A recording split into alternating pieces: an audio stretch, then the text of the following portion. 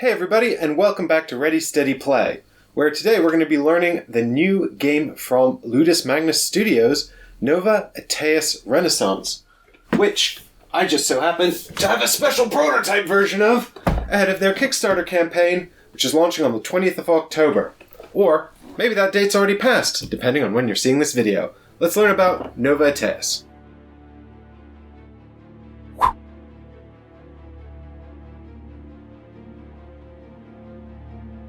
It's 1509 AD, and La Serenissima, aka the Republic of Venice, is a city-state of immense economic power. Seeking to expand its territories, it threatens the lands under the control of the powerful papacy.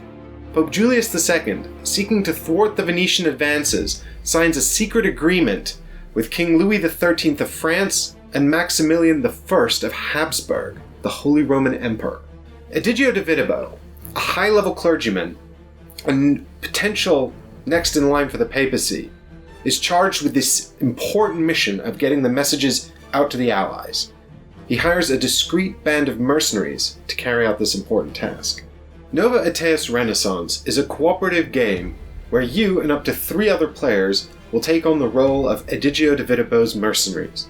You'll journey through 26 missions, uncovering a tumultuous and magical reimagining of the Italian Renaissance period. Failure or success in each mission will progress the campaign towards one of 6 possible endings. Between missions, you'll be able to craft new equipment, advance your abilities and skills, and specialize in one of 2 possible advanced classes to better suit your playstyle.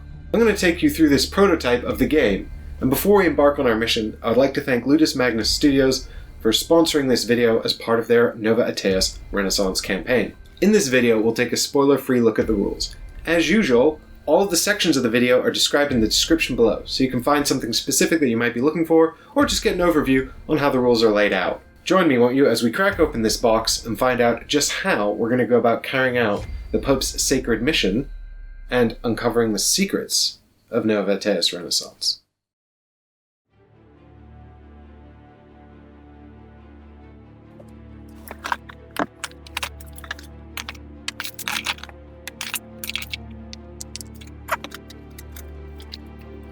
Now, there is this very final and official-looking rulebook, but of course you don't need that because you're here watching this video.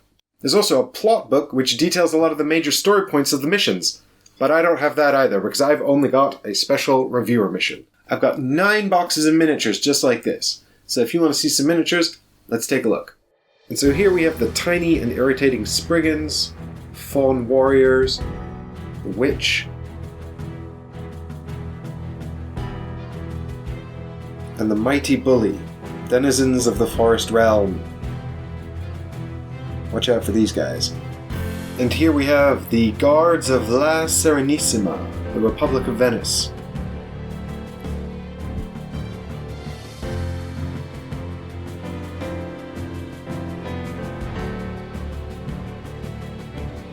And of course we've got a priest, a Swiss guard, and a nun. The servants of Rome and the papacy.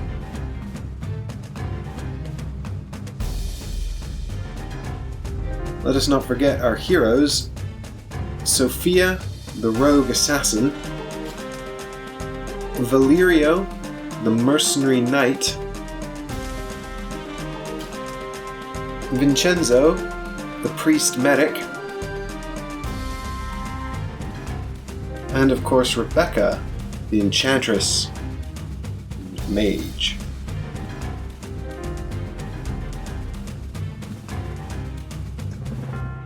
As you can see here, I've recovered some scenery from the box. We've got trees and buildings,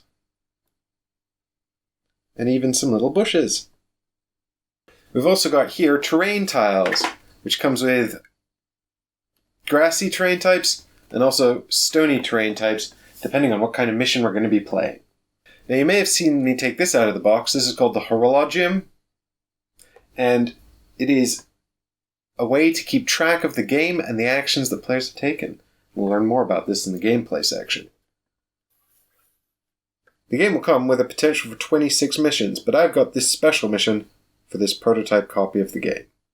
You'll find that you have a set of cards and tokens for managing the enemies. These cards here will explain the rules for each enemy type, cards that allow you to spawn random enemies, and tokens for keeping track of their movements on the Horologium. You're also going to find boards and cards for keeping track of your heroes. So I've also got a character sheet inside a character folder here. This lifts up so you can change out these character sheets as your characters advance over the course of the game.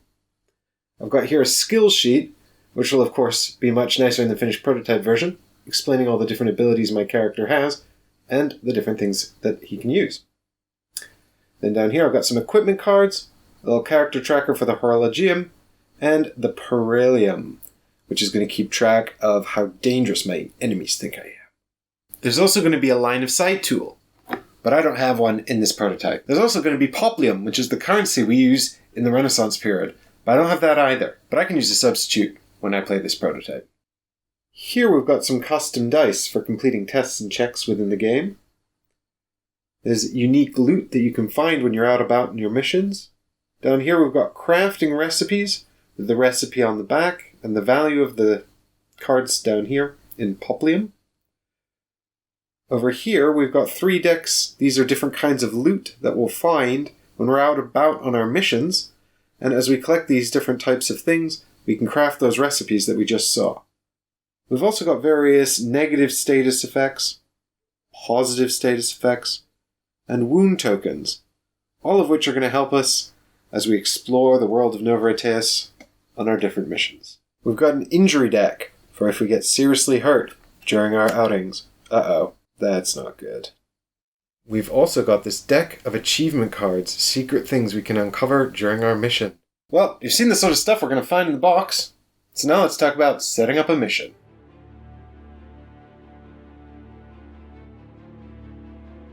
There are 2 main elements to the game. There are the missions, and then there are the visits to inns, towns, and cities. It's in the missions that the main action gameplay takes place. You'll investigate, you'll uncover a story, and you'll fight with your enemies. In the cities, inns, and towns, you'll be able to recuperate, craft new items, and rest up, preparing for those important missions. Now in this video, because we're teaching primarily the mechanics of how the missions work, because that's where the core of the action gameplay takes place, we're going to look at setting up a mission. And we're going to start by setting out the Horologium. Now, we want to set it to 12 o'clock. We'll be instructed by the mission if this needs to change. But for now, let's just leave it on 12 o'clock. As you go through the campaign, you're going to uncover different missions and things that you can do. I've got the Blind Fury mission, which is a special previewer mission for these prototype videos. So we're going to look at that one. Don't worry, it's spoiler-free. We'll flip over the first card, which will tell us the components we'll need to set up this campaign mission. And here we've got a bit of flavor text explaining just what might be going on in this particular story. And here we've got the setup for the first part of this mission. This will tell us the setup of the board, as well as the setup of the Horologium, and any components and things that we need. Now you'll see here and here there are 4 stars. These represent our heroes. And we always use 4 heroes in every single mission, no matter player count. So you'll decide who's going to control which heroes, or how you want to share responsibility, depending on the number of players that you're playing with. So I've begun to set up the board according to the symbols here on the map. So you can see I've put out our 4 heroes. Now we can change up our deployment as we want with all 4 of our characters. So we are not instructed to put them in any given position. This is entirely up to us. Now you can see we've also got a little key here which shows us our characters here. And we've got a Stradiot and a Harquebusier. And so I'm going to put these characters out here in their starting positions, with the Stradiot there and the Harquebusier behind him. These soldiers are going to be causing us problems, and we must defeat them to continue our mission. Up here on the right, we've got the starting layout of the Horologium, so we'll set that up next.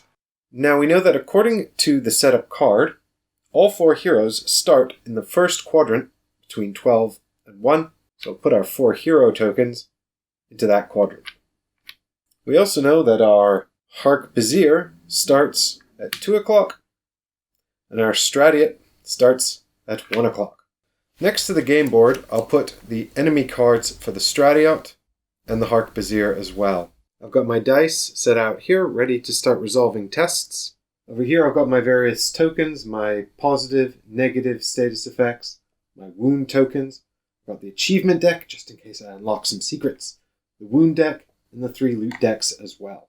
I'm also going to put out my little formula and reward cards, just in case I get lucky and find something. Although in the final product of the game, there'll probably be many more of these. So now I've got my mission set up to start, but I should warn you, as we explore the mission and the various different encounters that are going on, we will be putting out more boards and discovering more things. So when you're setting up at home, keep that in mind.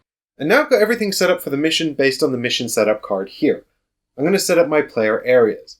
Normally I would set up all 4, because you always play with 4 characters, but for the purpose of this demonstration, I'm just going to set up 1 player. So here I've got Rebecca set up. She's got a character sheet inside a character board. We've got our equipment up here, ready for use. We've got a Perilium set to 0. It always starts a mission on 0. We've got our characteristics here marked with these characteristic tokens. Note that these also are used to track whether or not we have a penalty or a bonus later on. And next to it, I have Rebecca's skill sheet as well, giving me everything I need to know about what she does. And that's it. Now that I've got all of this set up, I'm actually ready to begin playing Nova Aetas Renaissance, at least the Blind Fury mission of Nova Aetas Renaissance. So why don't we get stuck into talking about how the game plays.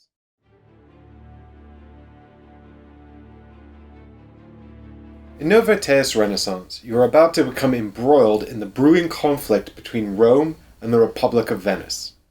The game has 2 distinct phases. Missions, where all the gameplay and action takes place, and you discover important elements of the story, as well as town visits, where you can recuperate, craft items, and maybe also discover some other important points too. In this rules overview, we're going to look at the basics of a mission, so that you and your mercenary band can emerge victorious in this time of intrigue and betrayal. When you embark upon a mission, you probably have some idea from the ongoing story what to expect. The top card of the mission deck will fill you in on a few more details as well as what your objective is. When it comes to winning and losing in Nova Aetas, there are 2 important things to keep in mind. You must complete the mission objective. You must also do it within the time limit. If the time limit expires and you haven't completed the objective, the mission's a failure. The most common way to lose, other than exceeding the time limit, is for 3 heroes to be knocked out at the same time. You'll probably find that completing the mission within the time limit puts a lot of pressure on you to make important decisions and really prioritize the strategy. Nova Aetas is a game played with turns, but rather than having a fixed turn order, the turns are determined by time. What this means is that the more you do on your turn, the longer you'll have to wait before your next turn. What I'm saying is that in order to understand how the turns work and how to complete your mission in time, you have to understand time. So let's start by talking about the Horologium. The Horologium is a clock that has 3 main functions. It tracks the total time for your mission, it tracks the order of activation for all of the heroes and the enemies, and it tracks how many action points you've spent during your turn. Maintaining an accurate Horologium is essential to the game's mechanisms. You'll notice that, just like a regular clock, it has numbers around the outside, as well as an hour hand and a minute hand. It's also got zodiac signs here. These are only relevant when referenced specifically by something in the game. Each mission lasts a number of hours. For the mission Blind Fury, we have 4 hours to complete it. And just like a regular clock, this minute hand will tick around these quadrants, and every time it reaches 12, we must tick the hour hand onwards. When this gets to 4 o'clock, the mission ends, and if we haven't completed it, we've failed. These sections around the clock are called quadrants. On a character's turn, whether they are a hero or a villain, they will take actions. Whenever they spend an action point to take an action, they will advance a single quadrant around the Horologium. The more actions you take, the more action points you will spend, and the further you will advance, 1 quadrant per action point. There is a minimum and a maximum amount of action points that you can spend. Your maximum is determined by your characteristics, which we'll cover later. And the minimum, if you are a hero, is the amount it takes to reach the very first enemy token that is next along on the Horologium. This is called hero synchronization. In this instance, Sophia only has to spend one action point to reach the Stradiot, which means that she can now stop taking actions if she wishes. However, she can continue if she likes, up to her maximum available points. If the Stradiot was much further on, as was the Harquebusier, then Sophia would have to spend action points to try and reach those tokens. And if she spends her maximum before she can, then she must do so. Once everybody within a given quadrant has spent their action points to advance around the Horologium, the minute hand will tick around to the next quadrant, and all the tokens within that quadrant will activate. If it is empty, it will tick around to the next quadrant with a token in it. When you reach a quadrant with a villain and a hero, you compare their rapidity characteristics. Whoever's characteristic is higher will act first. In this case, both the Stradiot and Vincenzo have a rapidity of 5. In the event of a tie, villains get to act first. So the villain will activate, and then Vincenzo. When villains activate, no matter what actions they do, or how many actions they take, they will always then advance the maximum number of quadrants around the Horologium that they can. So because the Stradiot's rapidity is 5, that means they will advance 1, 2, 3, 4, 5 quadrants, even if they didn't spend 5 action points. This is distinct from the way heroes work. We'll look at characteristics later on in this video, but every character, heroes and villains, has a rapidity characteristic, which is very important for managing the Horologium, in addition to other things. Now it should be noted, we've set up this particular mission in combat with these enemies, but you don't always start in combat, and during a mission you will not always be in combat. When you're not in combat, you'll be exploring the world and uncovering information and trying to complete the mission objective. Even though there are no enemies on the board, you will have to continue to spend action points, which will continue to advance you around the Horologium. Time doesn't stop passing, just because you're done fighting. Whenever a quadrant is hit by the minute hand on the Horologium, we know that all the tokens within that quadrant activate. So, we're going to talk about now what happens when a hero's token activates. This is the setup at the beginning of our mission, and it just so happens to make a good example for the activation of the first quadrant. All 4 heroes have activated, and so we check their respective rapidity statistics. All of our heroes have the same rapidity statistic, which is 5. This means that we can choose which hero acts first. This is a strategic decision, which we will make based on the setup of the board. I wonder who should act first. During a hero's activation, there are 3 phases. The recovery phase, in which you can unflip cards that have been flipped over. You can gain status tokens that you gain in the recovery phase, and you apply any relevant status effects, which may be positive or negative, based on skills and equipment and other things that apply status effects. After that, you have the activation phase, in which the hero will spend action points based on their rapidity to take actions. This will also advance them around the Horologium. Finally, there is the activation end, where you will apply pertinent status effects, typically negative ones such as bleed and burn. So as you can see, the main chunk of a hero's turn is during the activation phase, when they'll be choosing which actions to do. Let's talk about actions. You'll know an action in Nova Aetas because it will be indicated by a little egg timer. The egg timer means action points. It's a cost that you must spend to do the action. There are primarily 2 kinds of actions in Nova Aetas. There are basic actions, which are available all the time, although mostly used during combat, and we're going to go through these in this section. There are also context-specific actions. These are actions that only really appear within a part of the story as part of that objective, or maybe a specific scenario that's come up. They might be using a unique piece of equipment you found, talking to a character who's just appeared, or something that comes as the result of exploring the world. We won't really talk about these in this video because Once you understand all the rules of the game, it should be clear how to resolve these. What we will do is cover basic actions in detail starting now. Basic actions are fundamentals for resolving combat as well as exploring the world and the mission.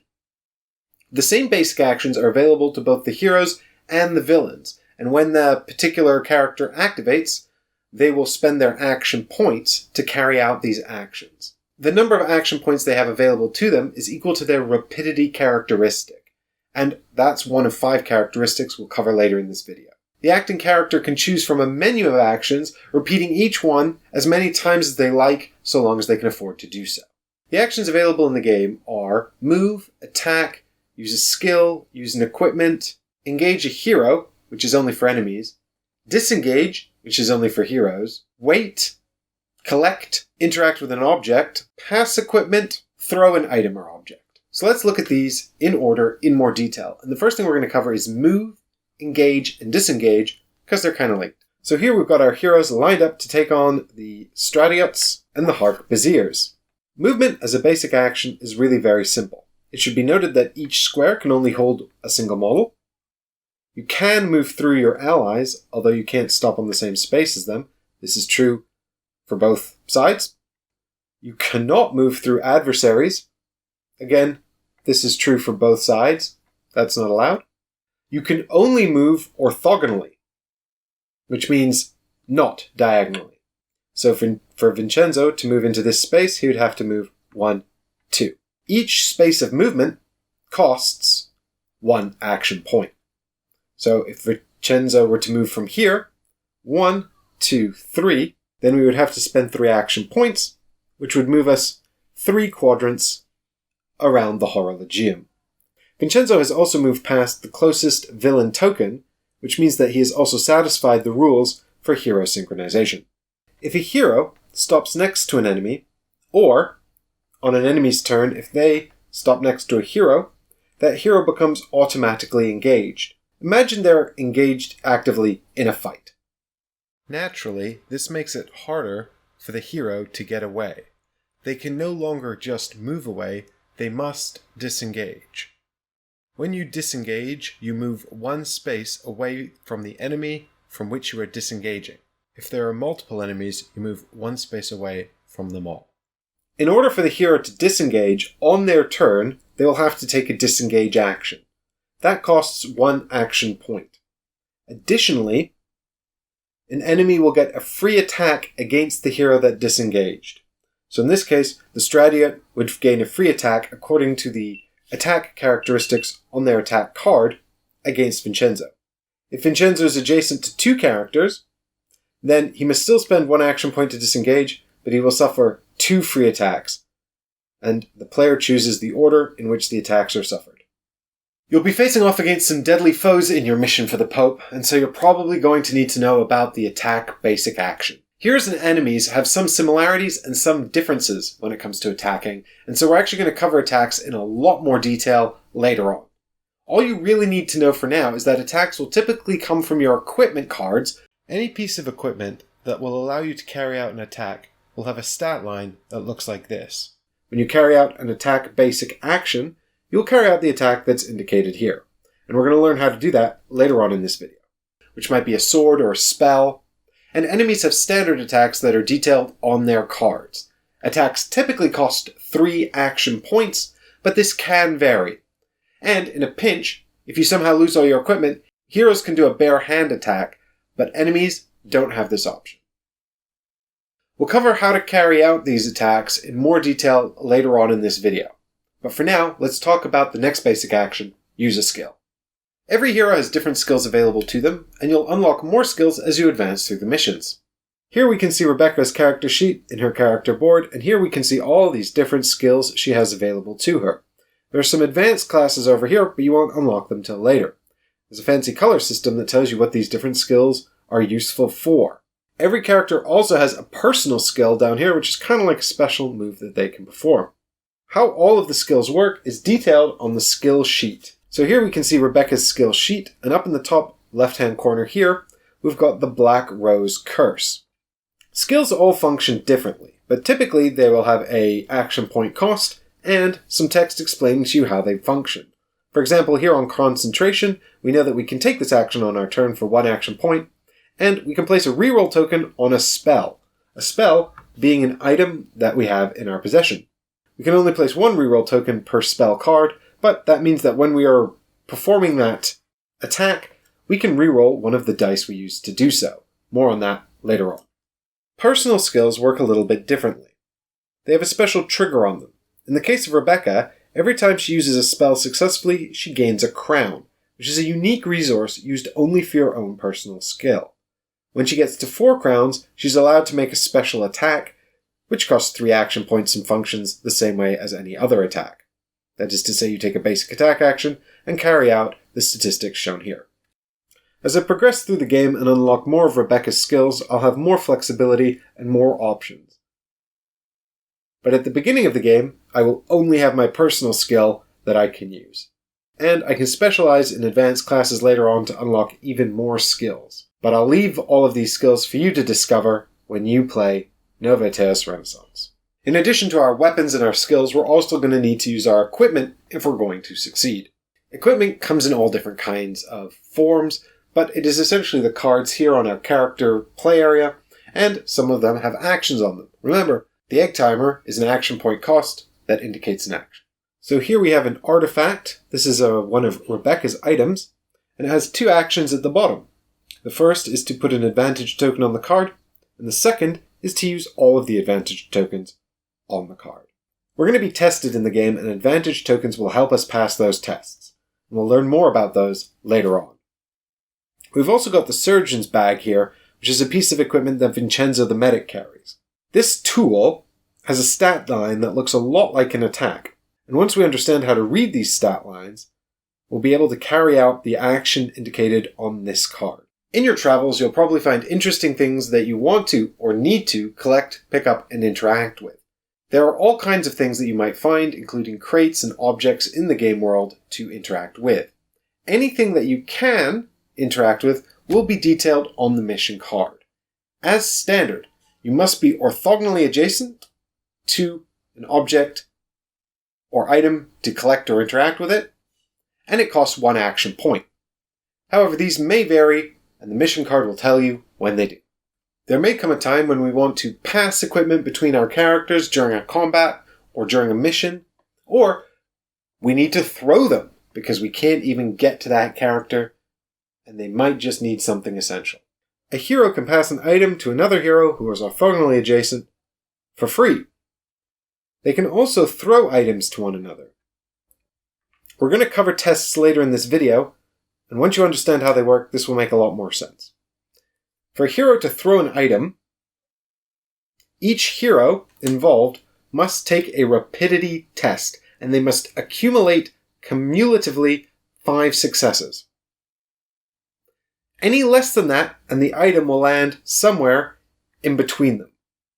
So, if Valerio and Sophia both take rapidity tests, with a total of 5 successes or more, she will catch the sword and be able to use it.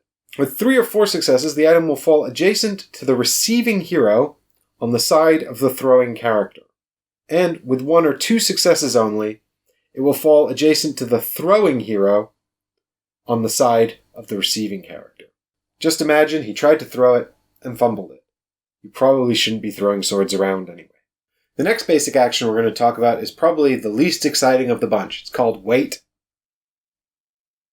There will come times when you need to advance on the Horologium, but you don't want to do anything. You may want to bypass another hero, or you might need to be advancing to obey the hero synchronization rule. In these instances, you will have to wait. Waiting is always available to you as an action, and it means spending action points to do nothing. In this case, Vincenzo moves 2 spaces and does not want to do anything else. In order to reach the first enemy token, he's going to have to wait, spending 2 action points to meet the hero synchronization rule. So that's it for basic actions. And now that we know what we can do on the board, it's important to understand how we're going to do these things. And we're going to accomplish these things using our characteristics to pass tests. Each hero has 5 characteristics. So here on the left side of the hero board, we can see 5 characteristics. Each characteristic will fulfill multiple purposes in the game. They each have a primary role when resolving one of the main game mechanisms, but you can also be called upon to test any of these characteristics at any given time by the narrative of the story. We'll look at how you test characteristics in just a minute, but first let's talk about what they are. The top one, Rapidity, is represented by this symbol, and we already know it is used to resolve the Horologium. This one here, Precision, represented by the eye symbol, largely used for aiding in ranged physical attacks. The one below that, Might, the fist, is used for melee physical attacks as well as resisting physical attacks. Next we have Mind, which is represented by this head symbol here, which is used for casting spells, resolving prayer actions, and resisting spells and offensive prayer actions. And at the bottom we have the Heart, which is our health, of course. And that's how much damage we can suffer before we're knocked out of combat. As you can see as well, we have our numerical values for each characteristic here, and spaces on either side where characteristics can be bolstered, but also penalized. You'll track these using little characteristic cubes here on your player board, which will move up and down as bonuses and penalties are applied, which is quite uncommon in the game, but note that there is a limited number of spaces for you to occupy on some sides of the board. Let's go through these characteristics in a bit more detail in order. Rapidity represents the speed of the hero. It is primarily used for resolving turn order and activations, so mechanisms that concern the Horologium. In a single quadrant, it determines who acts first. The fastest acts first, which is to say, the highest rapidity characteristic. It also determines the number of action points you can spend on your turn. So Rebecca, when she activates, can spend 5 action points. So she could move 2 squares and do a 3 AP attack. That would be all 5.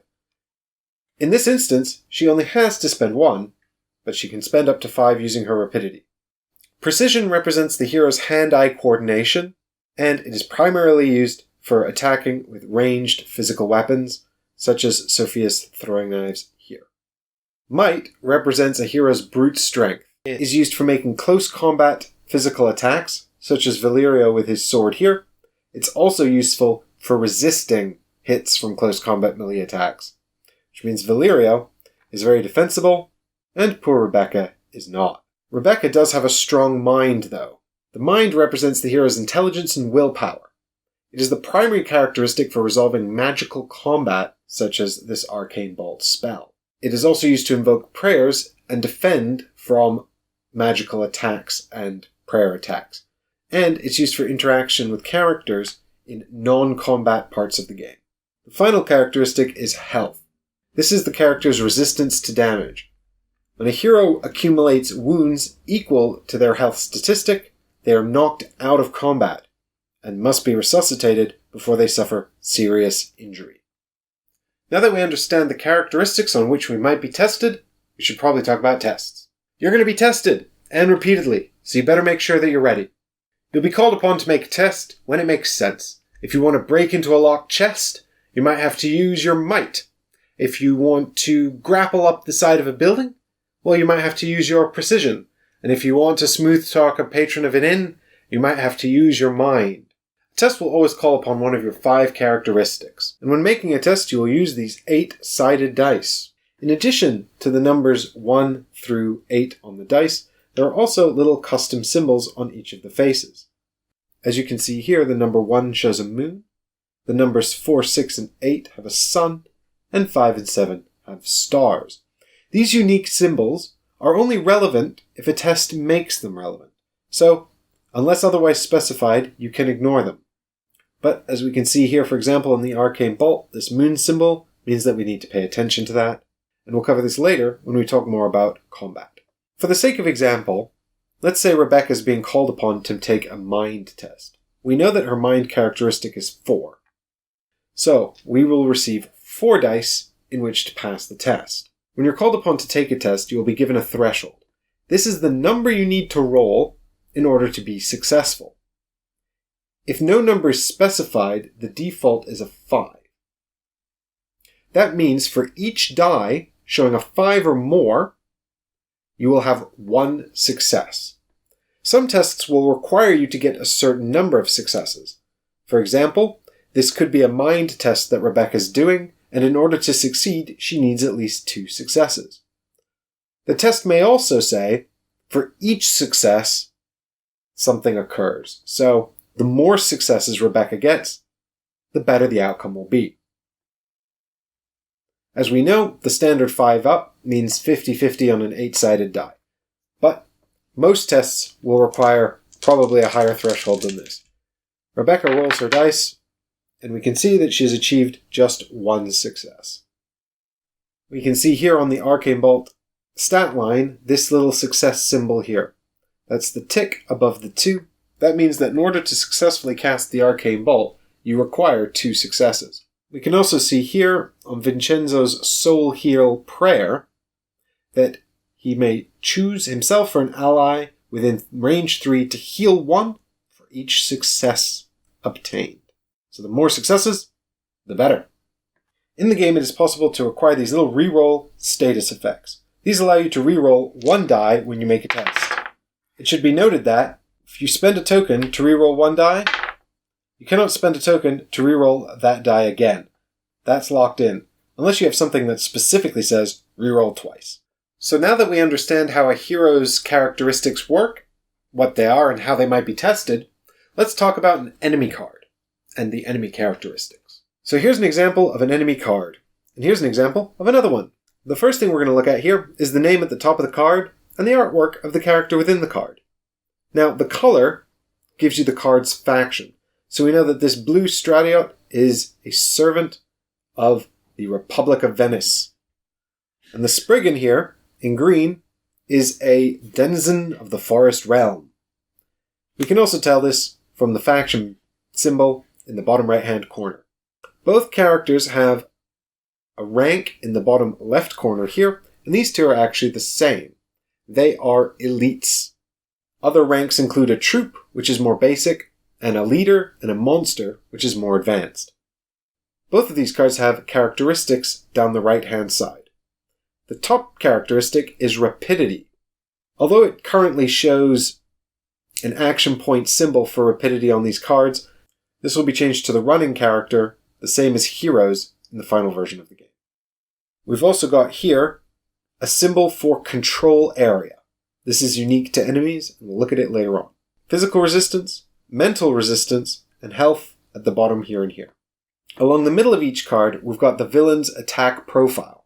These statistics tell us what kind of attack the villain will make and how to carry it out. If there's a lightning symbol like this one here and this one here, that means that the villain's attack has an additional effect.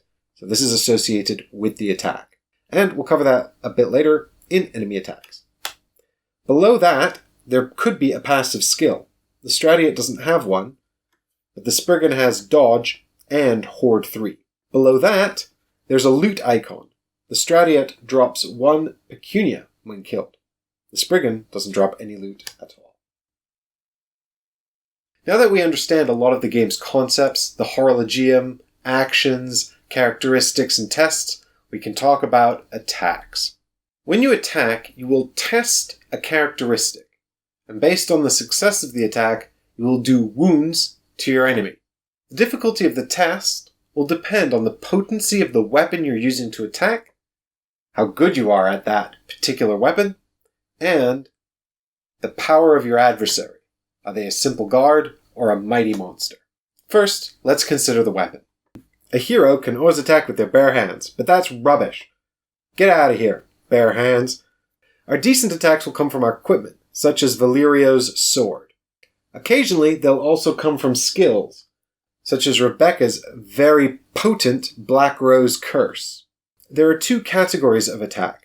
Physical, indicated by this red circle, and mental, indicated by the blue diamond. Physical can be both melee and ranged, and mental can be spells or prayers. Here we see an example of a melee and ranged physical attack. Both types of attacks, including physical, ranged, melee, and mental, spells and prayers, all have some basic similarities and some typical differences. We'll learn everything we need to know from the stat lines along the cards. We can see here on Valerio's sword, the very first thing to pay attention to is that it's a red orb, which means it is a physical attack. Then we have the egg timer, which indicates the action point cost. The next symbol is this cross here, which is the range of the attack. Range 1 means adjacent only. So this is a melee attack.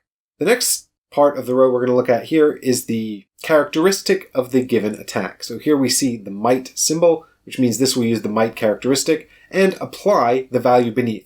So if there's a positive bonus, we'll get it. If there's a negative penalty, that'll apply too. In this case, it's a 0. So we'll just take Valerio's might characteristic straight up, which we remember is a 4. So we'll have 4 dice when we attack with the sword. Then the last one is a target. This little black symbol here indicates that this targets one enemy.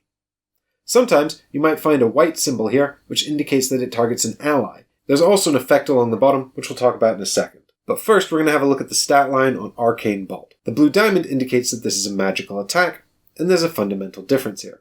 We've still got an action point cost. We've got a range, which is 1 to 5. So we know this is a ranged magical attack. So Rebecca could use it from here, for example, counting a range of 1, 2, 3 to her target. We can see here that it uses the mind characteristic, and it's a +0, so she won't receive a bonus or a penalty. The inclusion of the success column indicates two things.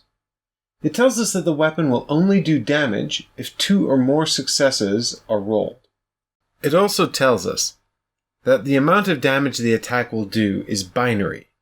It will do the same amount of damage whether you roll 2 successes, 3, or any number of excess successes. The key here is rolling a minimum of 2. Finally, it targets enemies and has an effect on the bottom. If a weapon does not have that success column, then even 1 success is successful, and the damage you do will be equal to the number of successes that you rolled. It is also possible for attacks to target an area of effect or have an area of effect around a target. This will be indicated in that final column, the target column of the card. So we should also talk about those primary and secondary effects in a little bit more detail. When looking at a primary effect, such as this one, we know that it's a primary effect because of this lightning symbol here. Because the lightning symbol is red, that means that this is mandatory.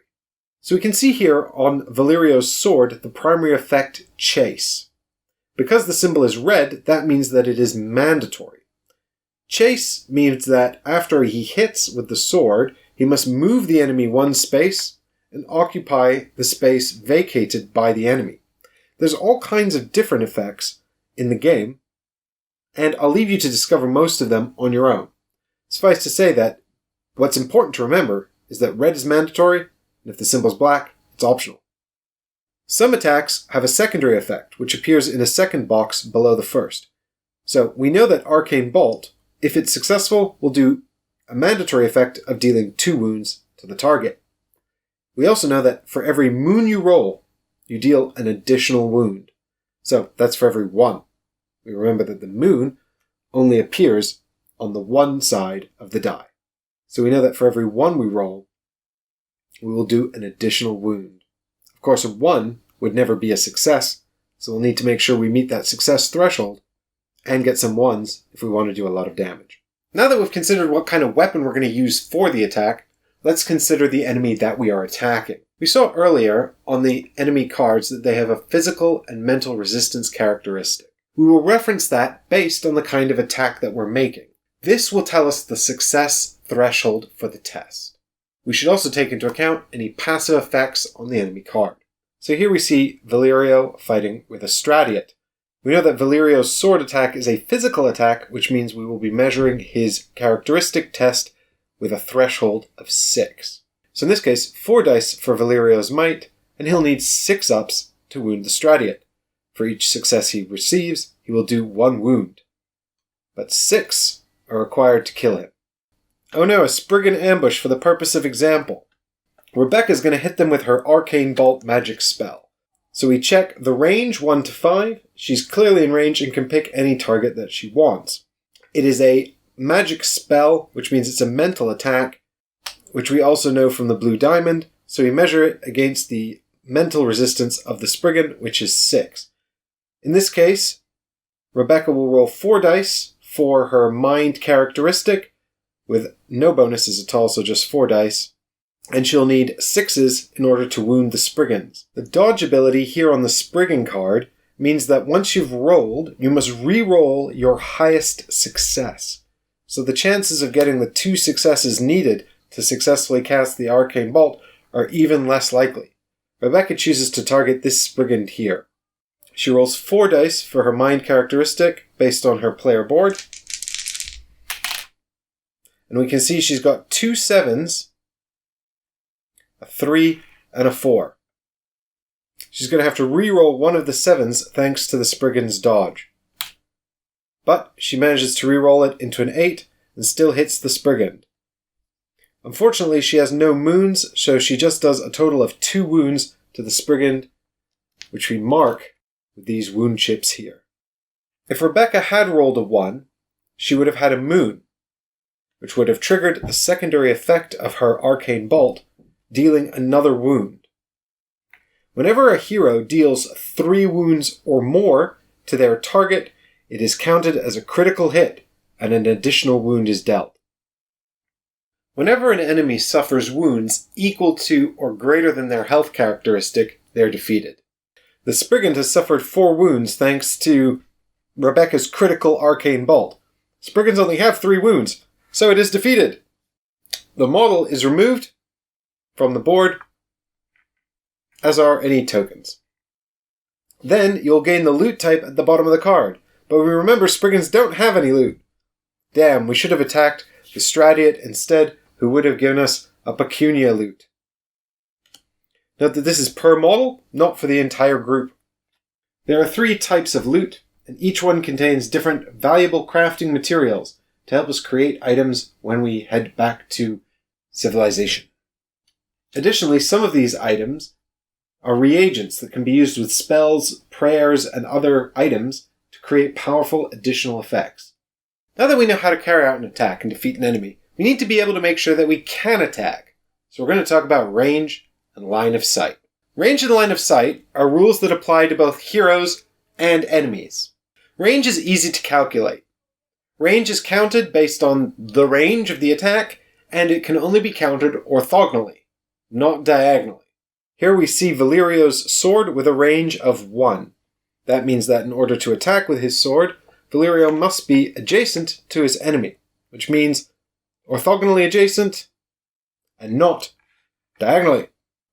Sophia's throwing knives have a range of 1 to 4, which means she can attack if she's adjacent to her enemy, and she can also attack up to 4 spaces away. In this case, she's just in range of the Stradiot. 1 more space and she would be out of range. On some ranged attacks, the minimum is greater than 1, which means that they cannot be used if you are adjacent to your target. In this case, the Hark-Bazir could not attack Valerio if he was adjacent to it. Some attacks have an area of effect or an aura or wave effect, and I'll let you discover those as you play the game. So let's talk about line of sight. The final product will have a line of sight tool, which will help you to calculate line of sight. I don't have it in the prototype, but I can at least explain the principles. When you're calculating line of sight from your space to an enemy's space, you calculate it from the center of your square to the center of the enemy's square. We'll see that every square on the board has little gaps in the lines to help you calculate this. We can see a gap here, a gap here, a gap here, and a gap here. When we want to check line of sight, we're going to try to draw a line from our space to our target space, and we start off in the gaps around our space. Rebecca wants to shoot the Stradiot up here from her space here. So we're going to measure the line of sight through the gaps on either side of her space to the center of the square containing the Stradiot. If we go from this side of the square, we will cross the square containing Vincenzo.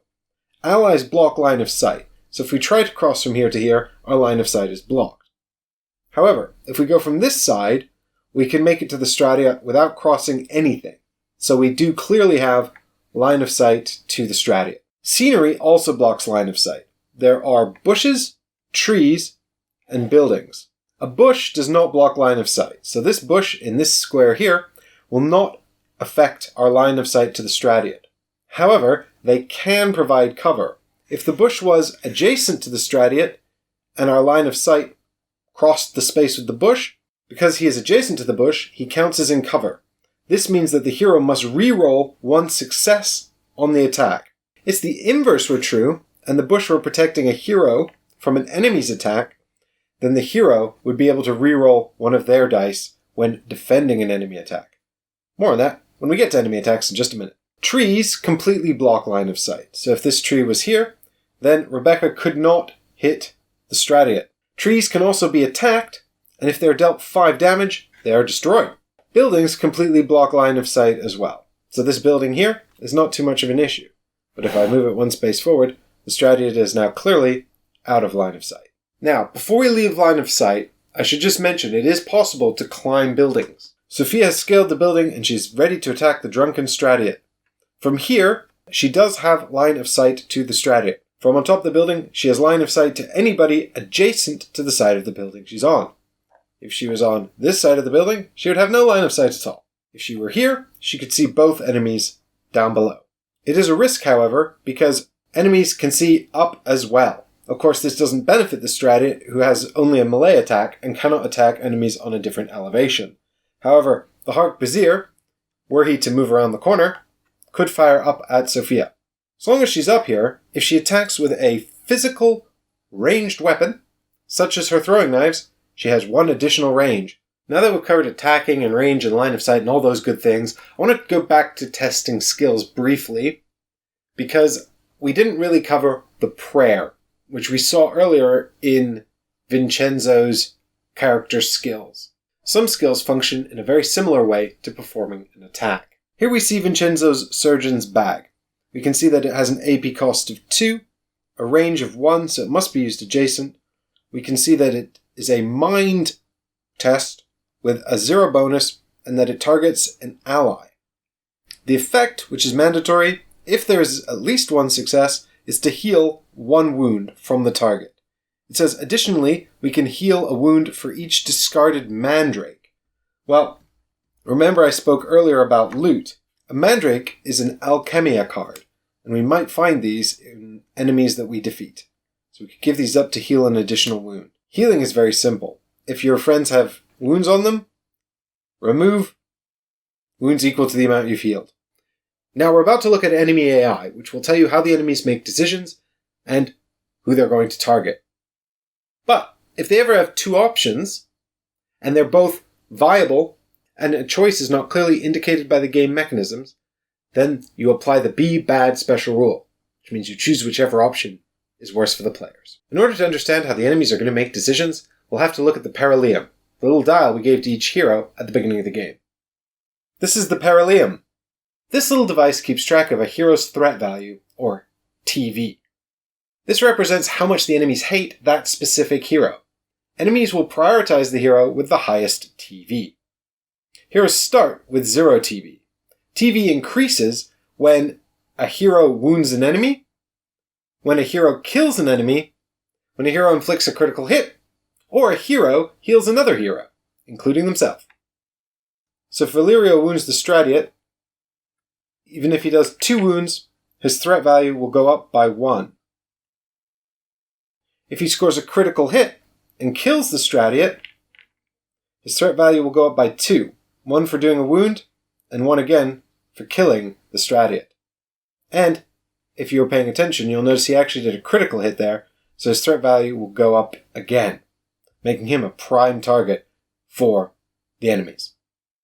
The only time your threat value will decrease during a mission is if you are knocked out of combat. Whenever a hero is knocked out of combat, their threat value will go down by 2. We'll talk more about getting knocked out of combat at the end of the enemy attack section. Keeping an eye on each hero's TV is essential, otherwise you might find enemies behaving in ways you didn't anticipate, and then you could be in trouble. So let's look at what happens when an enemy activates on the Horologium. It's enemy activation. So as our Horologium ticks on here, we activate the Aquarius quadrant. Everybody in this quadrant has a rapidity of 5, so the Stradiots activate first because enemies break ties. When the Stradiot token activates, all the enemies in that group will activate. And if there's multiple enemies, then you choose the order. Keep in mind when picking this order the be bad rule. They should activate in the order that's worse for you. When an enemy token activates, there are 5 steps that we go through. Restoration phase, group phase, activation, group activation, and activation end. But don't worry, it's not all that complicated. In the restoration phase, enemies receive any pertinent status effects.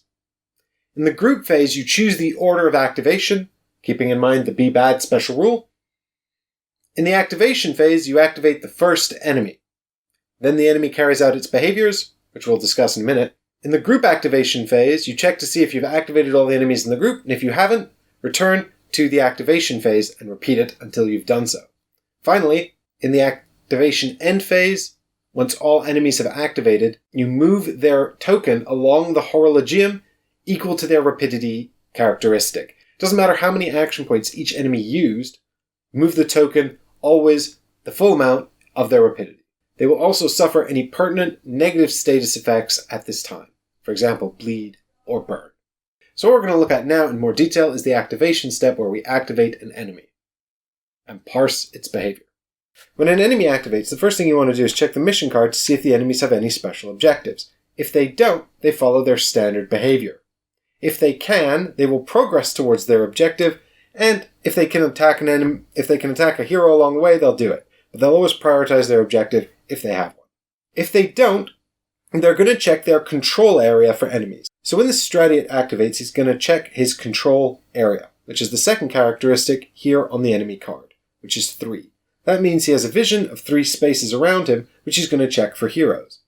We check the range to Vincenzo. 1, 2, 3, 4. He is outside the control area. Remember, we must count orthogonally. If they have enemies within their control area, for example Vincenzo, they will prioritize them. If there are multiple enemies in the control area, then they will check first their TV.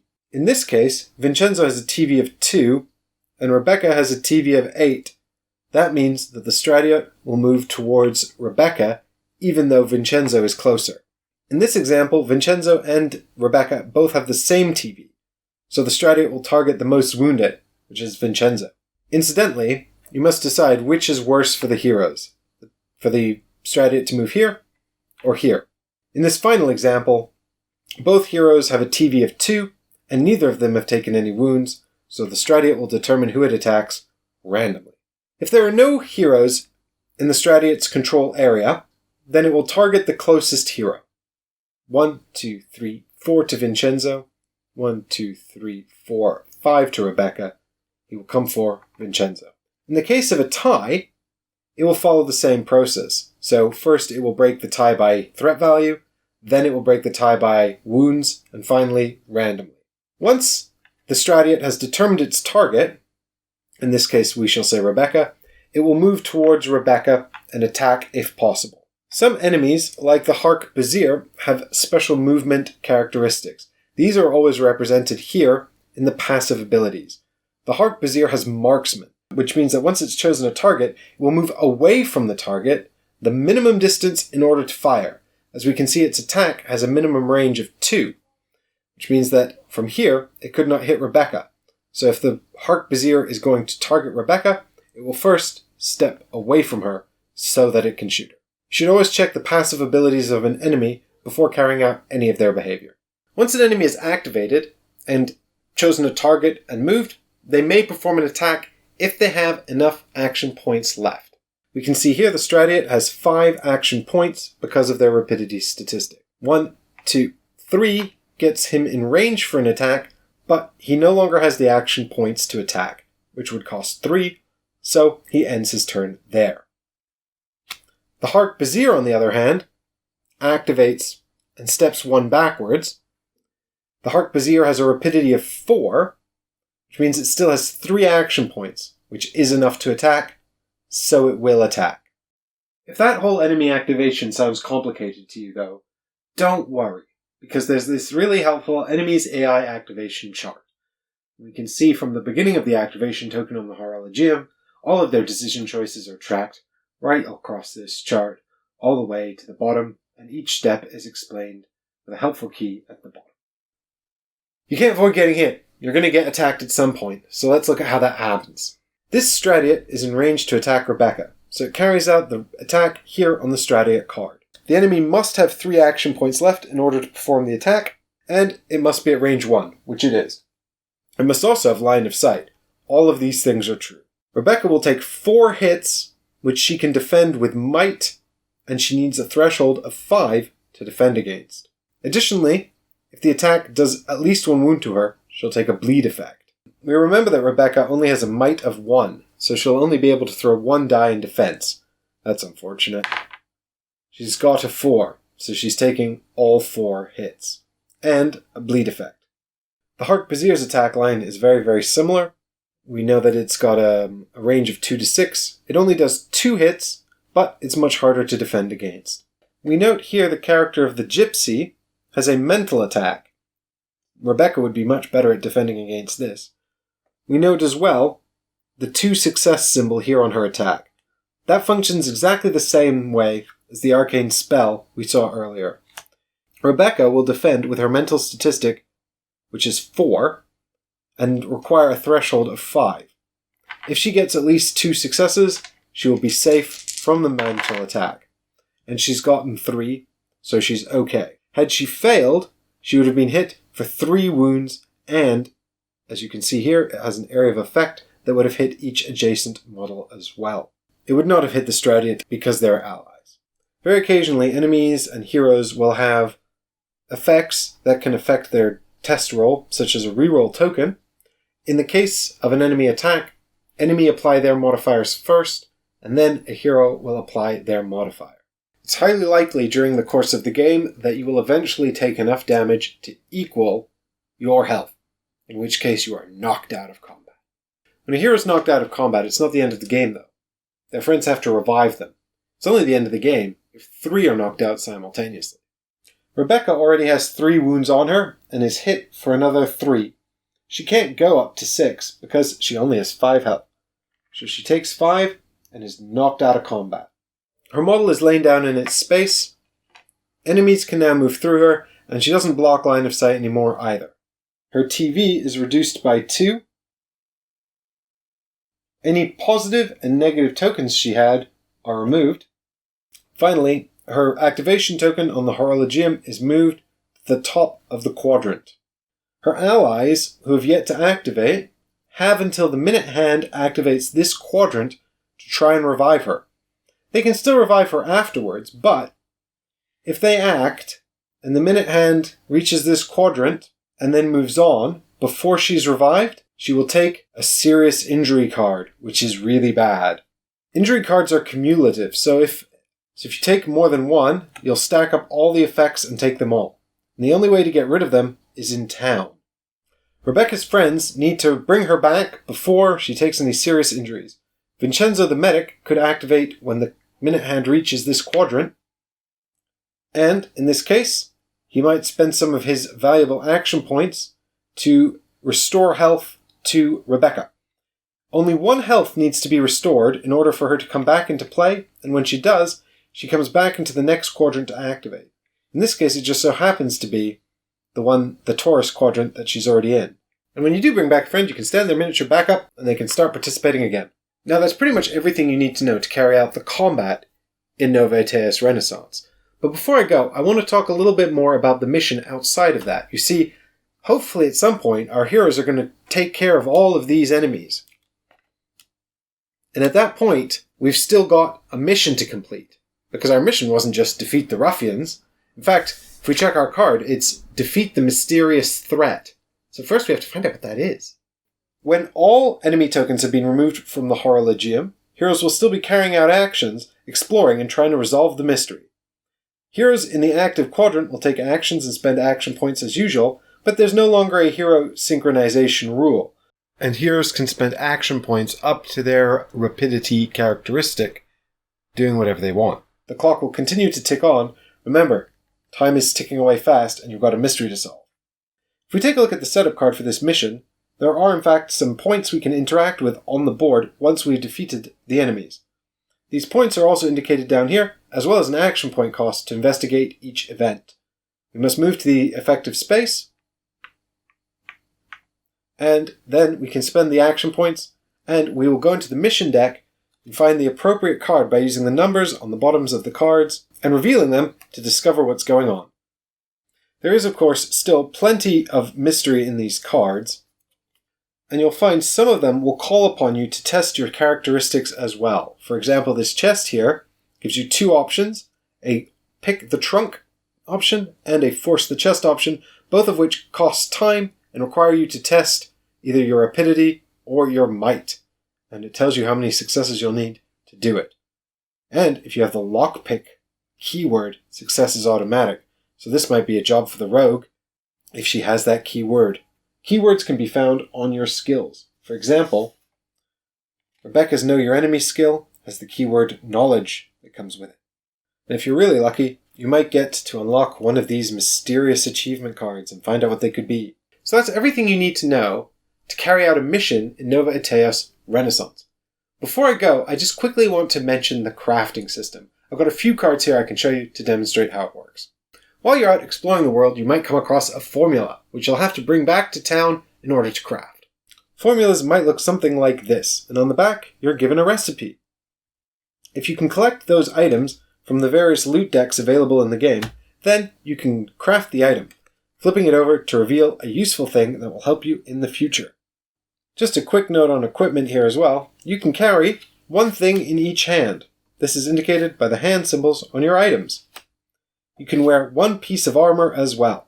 You can also wear one helmet, and you can carry up to 3 accessories with this bag symbol here. So you've made it to the end of this Nova Aetas Renaissance instructional video. You know more than enough to start your adventure and survive in this strange and mysterious world of treachery and intrigue. As I'm sure you can imagine, this video just touches the surface of what's available in the game. Nova Aetas Renaissance is live on Kickstarter at the time of posting the video, but if you've missed out, you might be able to acquire it at retail or from Ludus Magnus Studios, the publishers, who sponsored this instructional video. If you want to see how the game is played, I'm also going to play through this prototype on my channel, so I hope you'll come and join me for that. Now, go forth, and may your missions always be successful. As they might say in La Serenissima. Buona caccia.